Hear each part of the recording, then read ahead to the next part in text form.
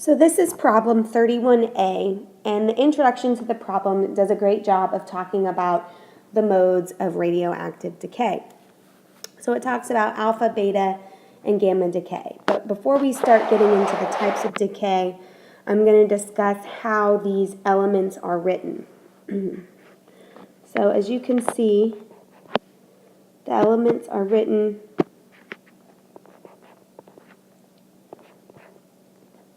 in a fashion like that. And X is going to be the chemical signal, chemical symbol. So in the first problem, you can see the chemical symbol is radium. A is also known as the mass number, and the mass number is also known as the number of protons and neutrons.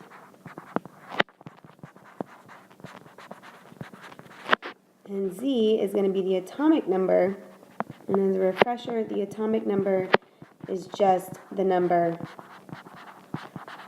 of protons. So in this first problem, you can see that radium has 234 protons and neutrons, and in this instance, radium has 88 protons. Now, if you were to look at a periodic table, this may or may not be the case for what's on the periodic table because these are isotopes, and the isotopes typically have different numbers of neutrons. So we'll go ahead and get started by talking about alpha decay and beta decay. So if we look at the beginning of this problem, it does a great job of explaining alpha decay and beta decay. So number 1 says, during alpha decay, the mass number of the parent element decreases by 4 and the atomic number decreases by 2. Now I like to come up with a little cheat sheet, and I did this when I was in school just to help me remember, because it's really impossible to remember alpha minus 4 minus 2. So if you have a way to draw it out and visualize it, I found that's the best way. So on my cheat sheet, I would always have an alpha, and then it says that the mass number decreases by 4, so the mass number always goes on top, so I would put a minus 4, and then the atomic number decreases by 2, minus 2. So that's how I always remembered alpha decay. So for beta decay, bullet point 2 says, when an atom emits a beta ray, the mass number does not change, and the atomic number of the parent element increases by 1. So if we go ahead and write our beta out, so it says the mass number does not change, so you can go ahead and put a 0 up here, but the atomic number increases by 1. So that's going to be beta decay. And finally, during gamma decay, neither the atomic number nor the mass number changes because a gamma ray is electromagnetic radiation that has neither mass nor charge. Now for gamma decay, I didn't really bother writing anything. I was just very focused on remembering alpha and beta decay. If you want, you can leave it blank, or you can draw the gamma and put 0 and 0. So something else that we should mention when these problems are being written out is that they kind of look like an equation. Now the different parts of the equation per se are such. So this part right here where we start, that's the parent element.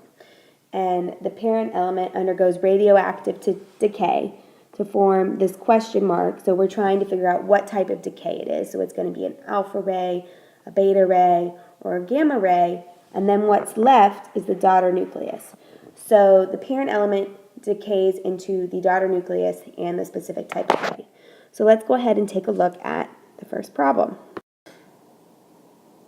So the first one, we have radium with a mass number of 234 and an atomic number of 88. Now basically what I do, I don't worry about where these elements are on the periodic table or what element it is. I basically look at the mass number and the atomic number. So we'll go ahead and we'll draw a cheat sheet over here on the right hand side. A equals mass number, Z equals atomic number, and then we'll write our cheat sheet for the decays. So remember, minus 4 on the mass number and minus 2 on the atomic number for alpha decay. For beta decay, our mass number is unchanged, and our atomic number increases by 1. And then for gamma decay, the mass number and the atomic number do not change. So what I'm worried about finding is what happens, what changes between these two elements. So if you look at the mass number, you can see that the mass number decreases by 4, and the atomic number decreases by 2. So if you look over to our cheat sheet and match that up, that is alpha decay. It's going to be an alpha particle that's formed.